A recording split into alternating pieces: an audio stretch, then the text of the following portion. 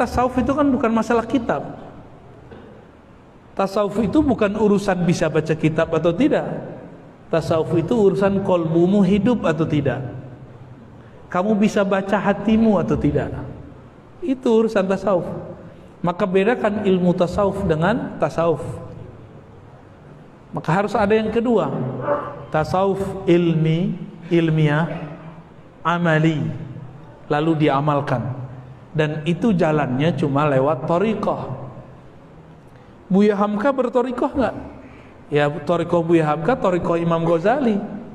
Karena beliau punya sanad kepada Imam Ghazali. Lewat ayahnya ya. Lewat kakeknya beliau punya sanad kepada Imam Al-Ghazali. Berarti bertarekat itu ada yang berbaiat, ada yang tidak. Untuk bertasawuf tidak mesti berbaiat. Tasawuf itu pelajari ilmunya, amalkan akhlaknya. Itu sudah disebut bertasawuf. Cuma itu thariqatnya thariqat am, thariqat umum. Antri di situ. Mau khusus nggak? Maka Buya Hamka di akhir hayatnya dekat dengan Abah Anom.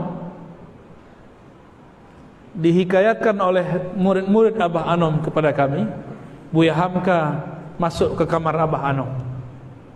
Keluar-keluar air matanya berlinang.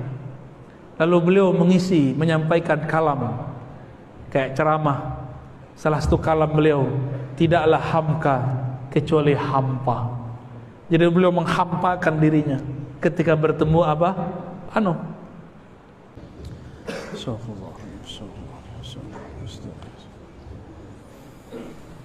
Assalamualaikum warahmatullahi wabarakatuh.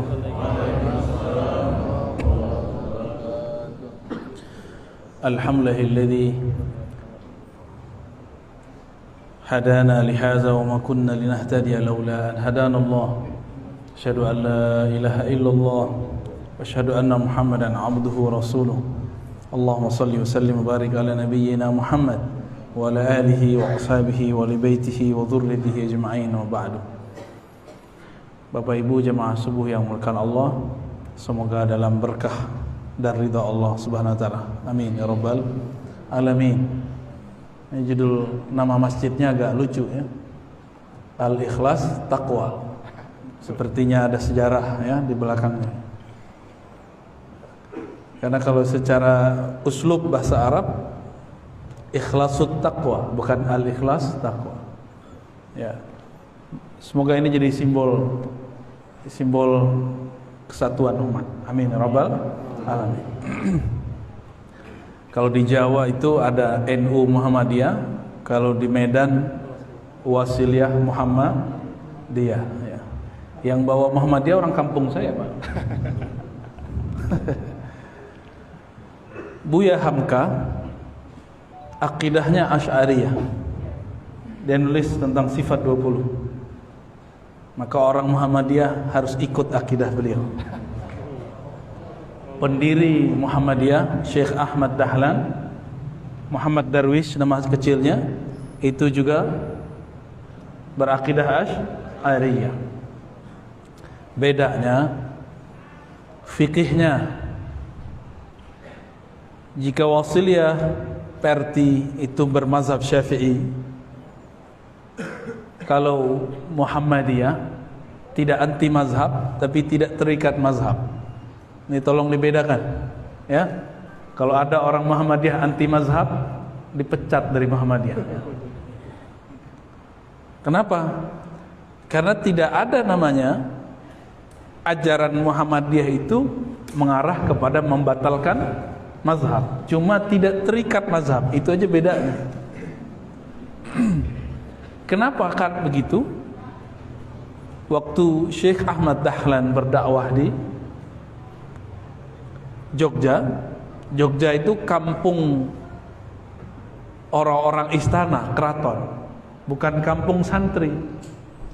Maka tidak mungkin beliau mengatakan kepada umat dalam kitab I'anatul Talibin, dalam kitab Tuhfa, dalam kitab Minhaj, tidak mungkin.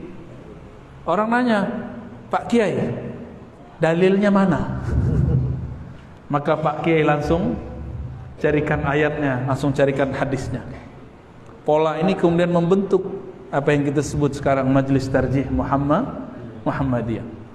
Saya anggota juga Pak di Tangerang Selatan. Dulu beberapa kegiatannya saya ikut, dan saya ngajar dulu, ada teman-teman saya para asatis di Muhammadiyah, saya ngajar Sahih Muslim di situ. Tapi belakangan saya kemudian tidak aktif lagi. Ya, tidak aktif lagi karena memilih tidak berbendera. Cukup bendera saya Ahlus Sunnah wal Jamaah. Ya. Apalagi yang unik, Buya Hamka dan ayahnya, begitu juga pendiri Muhammadiyah, mereka sebenarnya bertasawuf. Muhammad Darwish alias Syekh Ahmad Dahlan itu sebelum ke Makkah belajar kepada Syekh Saleh Darat. Syekh Saleh Darat ini mensyarah kitab hikam dalam bahasa Jawa. Tahu mensyarah, mengurai. Jadi Syekh Ahmad Dahlan bisa bangun Muhammadiyah itu karena beliau pernah belajar ketulusan. Maka beliau mengatakan, jangan hidup dari Muhammadiyah, tapi hidupkanlah Muhammadiyah. Itu kalau orang gak bertasawuf gak ngerti itu. Itu basicnya adalah al-ikhlas. Kalau gak nyampe. Banyak orang yang dompleng satu pergerakan karena ingin hidup di situ. Sedangkan pendirinya mengatakan jangan hidup dari sini, tapi hidupkan. Kenapa? Itulah terjemahan in tansurullah yansurkum. Bantulah Allah lewat pergerakanmu, maka Allah akan jamin hidupmu. Jangan mencari jaminan hidup. Ini perbedaan pergerakan mereka, karena basic mereka sufi. Maka dulu Buya Hamka rutin menulis di Panjimas dulu ya, tentang tasawuf. Saya lirik-lirik lama itu. Ternyata tasawuf beliau tasawuf Imam Ghazali. Tasawuf Imam. Ternyata awal beliau pindah ke Jakarta, beliau ngajar di Tanah Abang. Ngajar pakai kitab Ihya Ulumuddin. Maka kita berharap nanti dari tokoh-tokoh Muhammadiyah mulai juga mengkaji kitab Ihya Ulumuddin ya. Oh, di situ hadis dhaif. Ayo kita uji hadis dhaifnya di mana? Ya. Jangan-jangan antum cuma dengar dari orang hadis dhaif. Baca dulu, hitung dulu hadisnya berapa di sana. Kalau cuma karena ada hadis dhaif di satu kitab lalu kita buang kitabnya, maka akan banyak kitab-kitab hadis kita buang. Imam Al-Bukhari punya kitab Al-Adab Al-Mufrad, ada hadis dhaif di dalamnya. Imam Muslim punya kitab yang lain, Al-Wahdan dalam ilmu hadis. Imam Tirmizi mengatakan semua yang di dalam kitabnya Sunan Tirmizi itu boleh dipakai, ma'mulun bih, kecuali 2 hadis. Padahal itu hadis yang semuanya ada yang sahih, hasan, dhaif. Tapi kata dia ini boleh diamalkan, ma'mulun bih, kecuali 2 hadis. 2 hadis kita teliti, ternyata hadis dhaif, sahih secara sanad, tapi tidak sahih secara fiqih. Ya. Karena kita lagi enggak bahas ilmu hadis, kita bahas tasawuf aja. Buya Hamka lahir dari keturunan mursyid tariqah. Ternyata ayah beliau Haji Rasul Syekh Abdul Karim, mursyid 3 tariqah. Ini diteliti oleh salah satu sahabat kita, lagi rihlah di Pekanbaru, Angku Muda Khalis, Apriya Putra, peneliti manuskrip. Dia mendapatkan manuskrip di Maninjau, tulisan daripada Haji Rasul.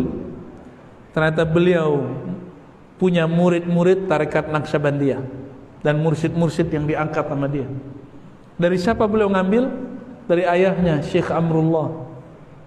Syekh Amrullah ini teman Syekh Ahmad Khatib Al-Minangkabawi. Temenan mereka. Syekh Amrullah ini memegang kemursidan tarekat Naqsyabandiyah, Khalwatiyah dan Ba'lawiyah. Dari situlah lahir pergerakan Muhammadiyah awal di Padang Panjang, di Maninjau. Dari orang-orang yang dulu bertasawuf, tapi fikihnya berbeda. Gak usah jauh-jauh ke negeri kita, bahkan di tanah Arab sana, yang sudah pernah ke Mesir kayak Ustadz Tahir ini, orang mazhab Maliki, mursyid kalau bismillah tidak dijaharkan, subuh tidak kunut. Cuma Muhammadiyah bukan Maliki juga kan.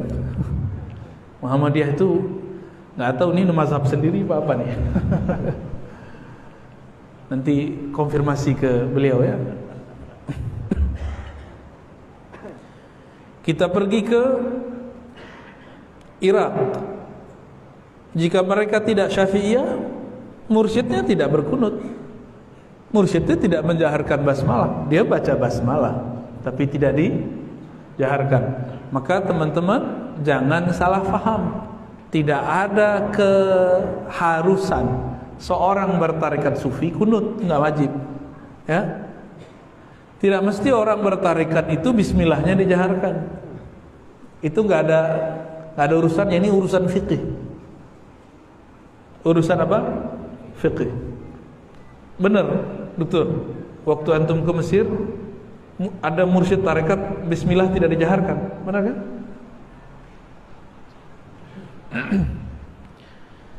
Maka jangan gagal faham.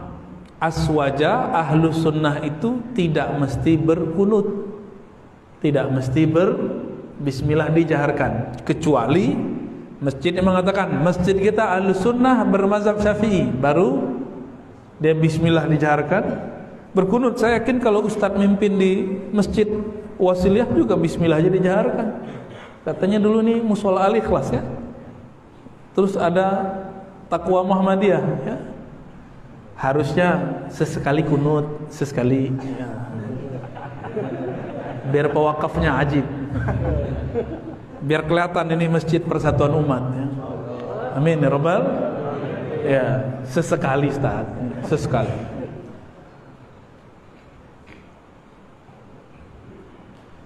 Antara fikih dan tasawuf ini dua hal yang berbeda. Namun sebenarnya ini berkaitan. Kita sering mendengarkan segala puji bagi Allah yang berikan kita nikmat Islam, iman, ya benar. Tapi jarang yang membahas nikmat ihsan itu nikmat bertasawuf.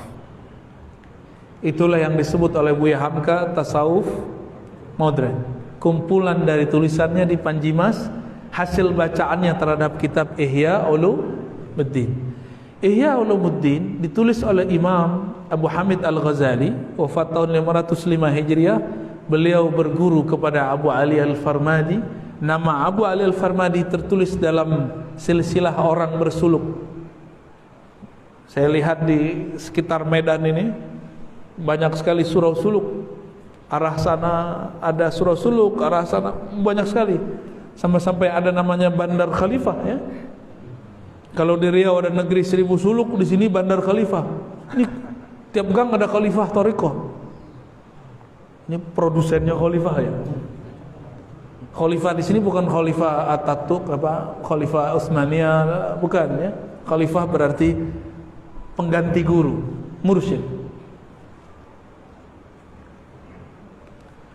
Maka dalam hal ini sebenarnya antara orang-orang yang sekarang menyebut dirinya Muhammadiyah dengan orang-orang yang menyebut dirinya Naqsyabandiyah itu ada hubungan spesial dalam keilmuan tasawuf.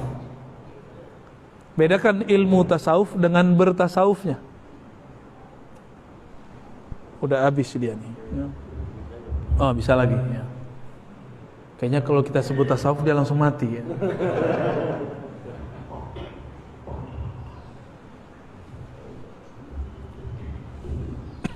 Matiin aja. Imam Abu Ali Al-Farmadi, silakan dicek kalau sudah baca Ihya Ulumuddin semua, nanti ketemu nama beliau di situ. Ya. Itu orang yang disebut dalam silsilah Thariqah An-Naqsyabandiyah. Zikirnya Ismul Jalalah, menyebut nama Allah, Allah, Allah di kolbunya. Itulah amalan dari ayahnya Buya Hamka yang bawa Muhammadiyah ke Sumatera Barat. Murid-murid beliau lah yang datang ke sini, ke Medan. Murid beliau datang ke mana-mana. Itu yang menyebarkan Muhammadiyah sampai ke Singapura dulu. Murid-murid dari Haji Rasul mendirikan Muhammadiyah. Lalu perbedaan apa yang kemudian banyak umat gagal faham? Orang mengira kalau bertasawuf itu mesti yasinan. Kalau Haji Rasul bertarekat dengan yasinan itu beda. Yasinan bab fikih. Karena dia punya guru namanya Syekh Bakri Syata Sulaiman Rasuli. Syekh Sulaiman Rasuli juga punya guru Bakri Syata lewat jalur Ahmad Khatib Al-Minangkabawi. Itu jalurnya. Jadi kakek guru jatuhnya. Mereka sama-sama ngaji kitab I'anatul Talibin, tapi beda pemahaman. Kitabnya sama, beda faham. Mereka sepakat kalau kirim doa, kirim Fatihah, kirim bacaan sampai, itu sepakat. Tapi mereka tidak sepakat mengenai makan-makan di rumah orang yang wafat. Itu aja bedanya, itu fikih. Syekh Haji Rasul, ayah Buya Hamka, pakai hadis, isna'u li ali Ja'far ta'aman. Buatkan bagi keluarga Ja'far makanan. Fa innahumul han yushghiluhumul maut, karena mereka sedang dirundung duka. Karena Ja'far pergi berperang, tidak pulang kecuali namanya. Kabar berita mengenai wafatnya. Maka Nabi hibur keluarganya, bukan orang sekampung suruh buat makanan. Nah ini salah juga nih. Ya, ada yang menggunakan dalil ini, yang sunnah tuh kita bawa makanan. Bukan, Nabi lagi ngomong ke keluarganya. Buatkan makanan untuk keluarga Ja'far. Coba orang sekampung buat makanan. Berarti nggak ngerti fikih dia, nggak ngerti asbabul wurud. Maka kita kalau baca hadis harus ngerti asbabul wurudnya. Konteksnya hadis muncul kenapa? Beda dengan imam yang lain. Syekh Sulaiman Rasuli, pendiri Persatuan Tarbiyah Islamiyah, kawannya ya, apa muridnya Al-Wasiliyah itu nggak tahu, kawan pemuridnya jatuhnya ya. Mungkin ada kawannya juga muridnya. Beliau memahami bukan hadis itu, memahami dengan hadis Imam Muslim. Seorang laki-laki bertanya kepada Rasulullah, wahai Rasulullah, inna ummi uftutilat, ibuku jatuh dari kendaraan mati, walam tusi, belum sempat berwasiat, afatasaddaq anha, afatasaddaq bihi anha, apakah aku bersedekah kepadanya sampai? Kata Nabi, bala. Maka di riwayat tambahan setelah itu dikatakan, saksikanlah wahai Rasulullah, ini kebunku, di situ ada pohon kurma, di situ ada telaga, semua makanan di dalamnya aku sedekahkan atas nama ibuku. Itulah dalil orang membolehkan makan di rumah orang yang meninggal. Syaratnya punya, jangan ngutang. Itu dia punya kelebihan. Kan yas'alunaka madza yunfikun, mereka ditanya tentang apa yang mereka infakkan. Qulil afwa, yang diinfakkan itu kelebihan. Kalau hutang jangan. Makanya para asatis aswaja ini juga jangan paksa umat. Kalau ada yang meninggal terus harus kasih makan, enggak. Kalau mau baca Quran aja, mau solawat aja. Katakan kepada sahibul bait, kamu tidak usah sediakan apa-apa, kami cuma pengen doa di sini, menghibur kalian. Kalau perlu kita yang bawa. Orang sekarang dikasih duit, dikasih nasi, pilih mana? Dikasih duit, kasih nasi, pilih mana? Pura-pura nggak mau lagi ya. Pasti duit. Maka saya anjurkan teman-teman, sahabat-sahabat dimanapun, di Jakarta sudah begitu. Orang kalau orang meninggal itu pada ngumpulin duit untuk sahibul bait. Kalau nggak antum membid'ahkan makan-makan, kasih duit aja ya. Orang nggak butuh makanan antum tuh ya. Baik. tasawuf akhlak. Ya, tadi Ustadz Maulana sudah menyebutkan ada tasawuf falsafi, ada tasawuf akhlaki. Itu pembagian orientalis. Kalau kita nggak bagi begitu, ya. Kalau kita membagi tasawuf dua, ilmi nazari, ilmi amali, dua. Ini pembagian saya, ya. Ilmi nazari, keilmuan teoritis, bahan diskusi. Itulah para doktor-doktor di kampus, jago-jago tuh ngomong Ibnu Arabi, ngomong Ghazali. Pembahasannya, kitab-kitabnya sudah luar biasa. Tapi tasawuf itu kan bukan masalah kitab. Tasawuf itu bukan urusan bisa baca kitab atau tidak. Tasawuf itu urusan kolbumu hidup atau tidak. Kamu bisa baca hatimu atau tidak. Itu urusan tasawuf. Maka bedakan ilmu tasawuf dengan tasawuf. Maka harus ada yang kedua. Tasawuf ilmiah, amali, lalu diamalkan. Dan itu jalannya cuma lewat thariqah. Buya Hamka berthariqah enggak? Ya, thariqah Buya Hamka, thariqah Imam Ghazali. Karena beliau punya sanad kepada Imam Ghazali. Lewat ayahnya, ya. Lewat kakeknya, beliau punya sanad kepada Imam Al-Ghazali. Berarti bertarekat itu ada yang berbaiat, ada yang tidak. Untuk bertasawuf tidak mesti berbaiat. Tasawuf itu pelajari ilmunya, amalkan akhlaknya. Itu sudah disebut bertasawuf. Cuma itu thariqatnya thariqat am, thariqat umum. Antri di situ, mau khusus nggak? Maka Buya Hamka di akhir hayatnya dekat dengan Abah Anom. Dihikayatkan oleh murid-murid Abah Anom kepada kami, Buya Hamka masuk ke kamar Abah Anom. Keluar-keluar air matanya berlinang. Lalu beliau menyampaikan kalam kayak ceramah. Salah satu kalam beliau, tidaklah Hamka kecuali hampa. Jadi beliau menghampakan dirinya ketika bertemu Abah Anom. Basic beliau, nah dalam buku beliau judulnya Ayahku, beliau menceritakan tentang di dalam darah saya ada dua darah, ada darah Padri, ada darah Sufi. Karena dari jalur ibunya dia keturunan Padri, seingat saya, jalur ayahnya jalur Sufi. Maka Buya Hamka tidak mungkin anti tasawuf.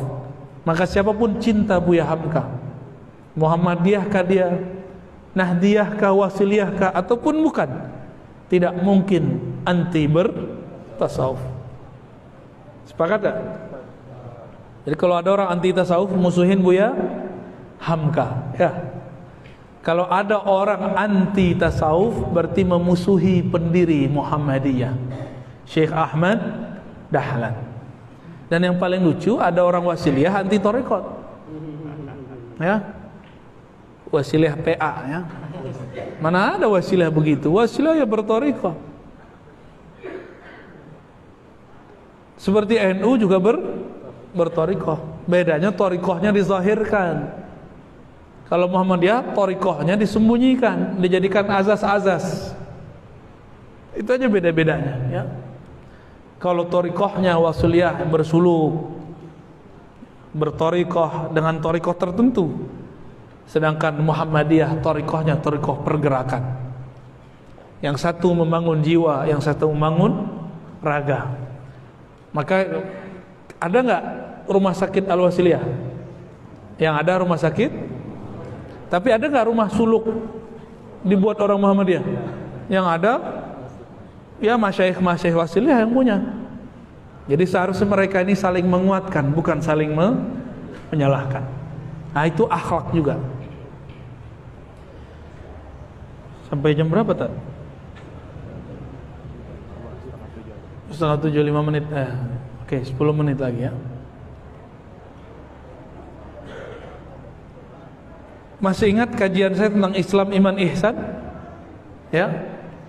Nabi ditanya oleh Sayyidina Jibril, apa itu Islam, apa itu iman, apa itu ihsan. Satu lagi akhir zaman.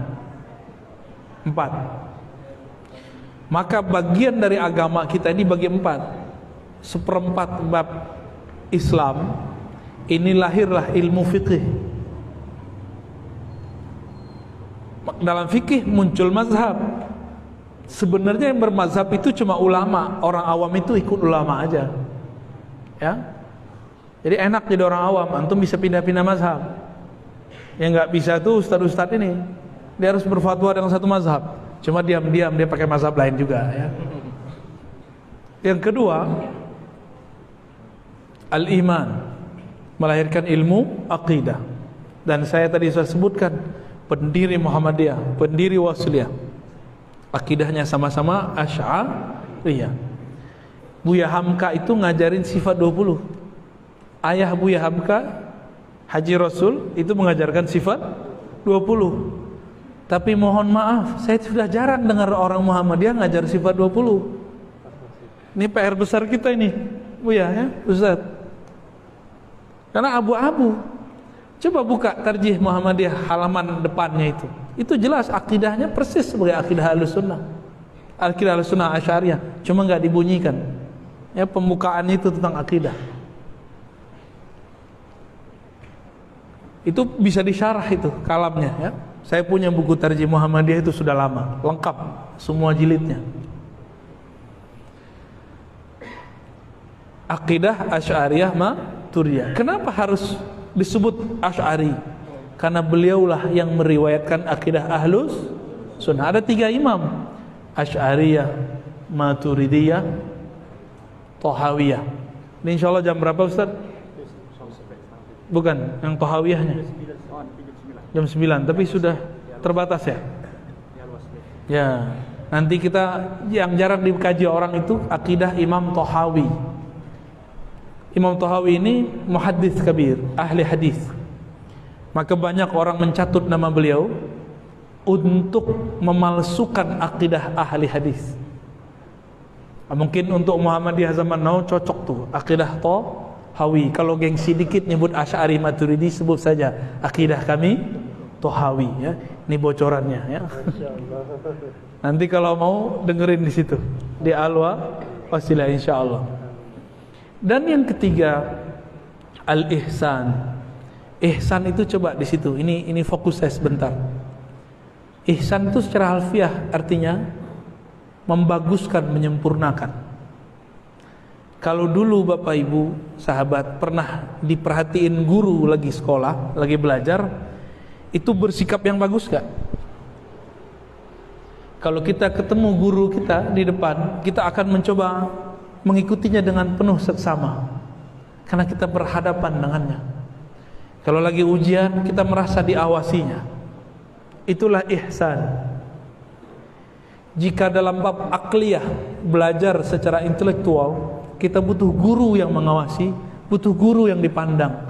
Kenapa dalam bab rohani kita menolak adanya guru? Nggak usah ada guru, langsung aja kepada Allah. Antum berhenti sekolah kalau gitu, ya. Semuanya jangan sekolah, karena sekolah itu intinya berguru. Maka ihsan itu jika belum merasa dipandang oleh Allah, maka rasakanlah dipandang oleh guru. Jika hadir rasa itu, baru kita bisa merasa memandang guru. Disebut namanya rabitatul hub, ikatan cinta antara guru dan murid.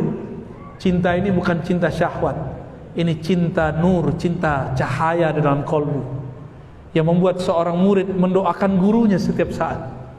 Imam Ahmad bin Hanbali mengatakan, munzu arba'ina sana, semenjak 40 tahun yang lalu, aku selalu mengirimkan doa di dalam doaku untuk imamku, guruku Asy-Syafi'i.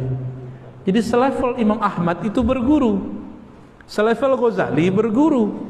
Antum bukan Imam Ahmad, bukan Imam Ghazali, terus bilang gak usah berguru, bermusyid, ya. Maka benarlah kalam mereka, man la syaikha lahu fa syaikhuhu syaitan. Yang tidak berguru, gurunya setan. Setan bisik-bisikin dia. Baca buku aja. Ya baca buku itu namanya berguru. Tapi tidak ada orangnya. Kalau baca buku bisa salah paham nggak? Bisa nanya ke buku nggak? Bisa nggak nanya ke buku? Ya bisa. Buku nggak bisa jawab. Tapi kalau ada guru yang hidup, kita bisa mendengar jawabannya. Maka disitulah muncul dari tasawuf itu metode-metode. Metode itu kemudian disebut thariqah. Kurikulum thariqah ini ada yang bernama kurikulum yang dirumuskan Imam Bahauddin Shah Naqsyaband, bernama Naqsyabandiyah. Ada yang kurikulum disusun oleh Syekh Abdul Qadir Jilani, maka disebut Qadiriyah. Ini kurikulum menerjemahkan Quran, bukan buatan imam. Dia cuma menyusun dari Quran Sunnah, zikir apa yang cocok untuk murid. Jadi tarikat itu bukan buatan imam, tapi disusun oleh imam dari dalil-dalil yang sahih menurut beliau. Kurikulum sama, mursyidnya beda. Sama-sama rumah makan Padang, rasanya beda nggak?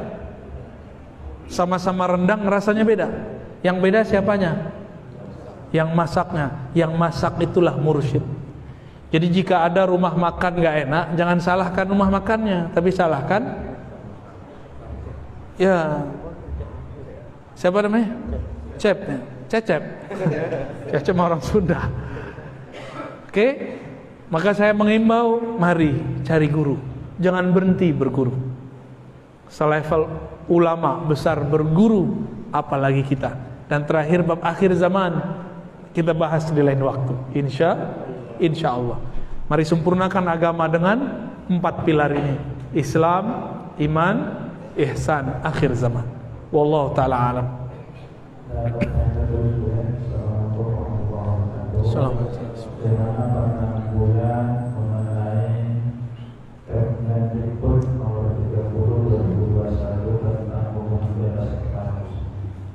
Apa tuh?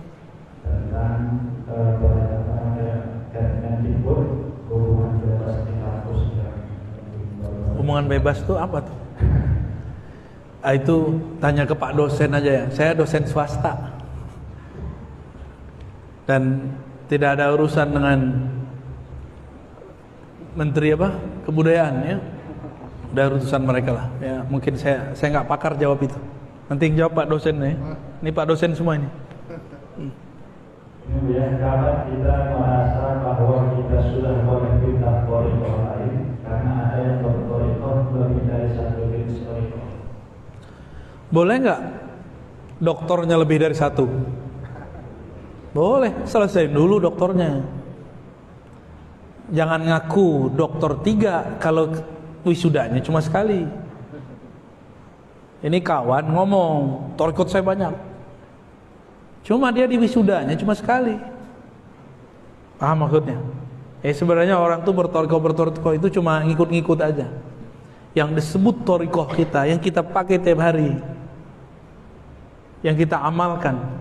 Thariqah itu cuma metode, tujuannya ya ayyuhallazina amanu dzkurullaha dzikran katsira. Surah Al-Ahzab ya. Wahai orang beriman, ingatlah Allah sebanyak-banyaknya. Metodenya boleh berubah.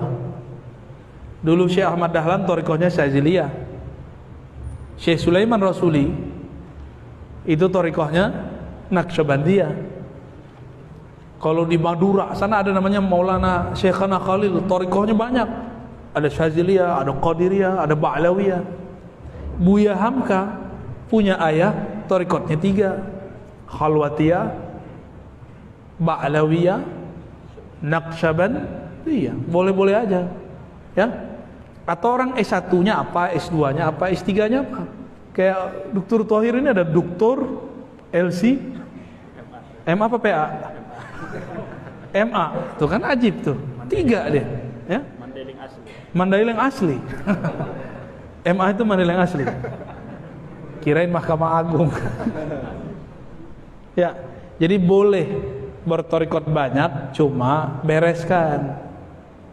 Jangan ngaku banyak thariqah kalau kurikulumnya belum terlaksana, ya. Wallahu a'lam bishawab.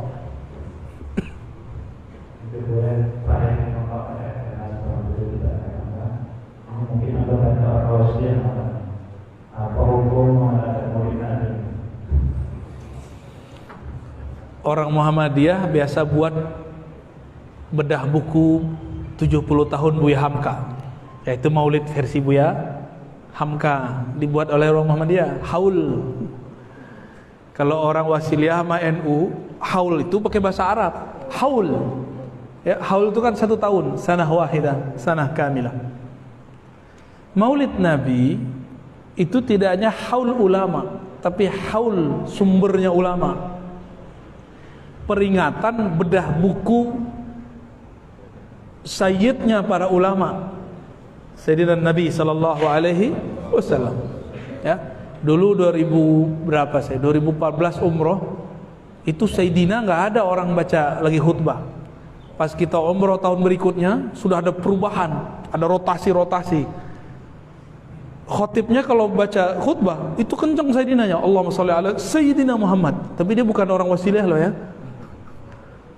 Sayyidinanya tambah kencang. Bapak Ibu yang dimuliakan Allah, maulid itu jangan dilihat namanya, lihat aktivitasnya. Gak ada di zaman Rasul. Ya di zaman Rasul emang ada NU Muhammadiyah Wasiliyah. Emang zaman Rasul ada Salafiyah. Emang dari zaman Rasul ada Sufiyah. Gak ada, semuanya gak ada. Jika standar bid'ah itu suatu yang tidak Nabi buat, maka antum ini semuanya pelaku bid'ah semua. Karena Nabi tidak pernah buat pengajian Kamisan begini. Benar nggak? Kawan membid'ahkan maulid, tapi pengajian hari Minggu. Ada yang tersungging nih. Kalau pengajian hari Minggu, diganti biar Arab dikit pengajian Ahad. Sama aja, Ahad sama Minggu kan beda bahasa aja. Emang Nabi rutin ngaji hari Ahad? Itu lebih bid'ah. Sekarang orang membuat maulid mengenang zat orang, sosok yang mengajarkan ilmu yang kita pakai ini. Masa nggak boleh? Dalil bermaulid itu Nabi sendiri yang mengatakan, "Wasu'ila an saumi yaumil itsnain faqala dzaka yaumun wulidtu fi." Rawahu Muslim, hadisun sahih. Nabi ditanya mengenai puasa hari Isnin, lalu Nabi mengatakan, "Itu hari aku dilahirkan." Wulidtu, maulidku, kira-kira begitu. Berarti boleh merayakan maulid, bukan hanya maulid Nabi, maulidnya antum aja boleh. Tanda syukur kita dilahirkan oleh Allah. Jika merayakan ulang tahun diri sendiri boleh, apalagi merayakan ulang tahun Rasulullah. Nggak ada urusannya dengan kelompok agama seberang, nggak ada. Kebetulan sama bukan berarti kita ngikut mereka, dan itu tidak termasuk tasyabbuh. Tidak masuk kepada hadis man tasyabbaha biqaumin fahuwa minhum, siapa yang menyerupai satu kaum bagian dari mereka. Dan perlu saya kasih tahu, ini hadis dipakai, hadisnya dhaif. Siapa yang menyerupai satu kaum bagian dari mereka, hadisnya dhaif. Cuma Imam Abu Daud sakata anhu, mendiamkan hadisnya, maka boleh dipakai. Ulama menjelaskan tasyabbuh fil aqidah wal ibadah wal akhlaq. Tasyabbuh itu dalam aqidah, ibadah dan akhlak. Orang maulid ngapain? Sholawat. Ada orang agama sebelah sholawat. Orang maulid baca kitab Barzanji. Emang orang agama sebelah baca Barzanji? Kan enggak. Apalagi orang maulid ngapain? Makan-makan. Emang ada orang sana makan kebuli habis maulidan? Bid'ah semua ya. Jadi teman-teman, jangan asal ngambil satu kitab. Ini kan yang ngomong Syekh Saleh Fauzan. Ijtihad dia keliru, dia mengatakan maulid sama dengan tasyabbuh bin Nasara, menyerupai Nasrani. Sedangkan yang pertama buat maulid dalam sejarah umat Islam secara besar-besaran itu Sultan Al-Muzaffar, Imam Ahli Sunnah, pemimpin yang adil, yang berjihad melawan kelompok-kelompok ahli bid'ah. Bukan Syiah, ya. Itu beda referensi kita berarti ya. Kenapa dia memaksakan referensi dia? Nggak boleh pakai referensi kita. Nah disitulah ketidakterbukaan pemahaman mereka. Bapak saudara yang dimuliakan Allah, demikian kajian kita pada pagi ini. Kesimpulannya sederhana, orang bertasawuf itu sumbernya ihsan. ihsan itu merasa memandang Allah atau dipandang oleh Allah, maka disitulah muncul akhlak yang sempurna. Semoga rasa ihsan ini muncul dalam diri kita. Amin ya rabbal alamin. Assalamualaikum warahmatullahi wabarakatuh.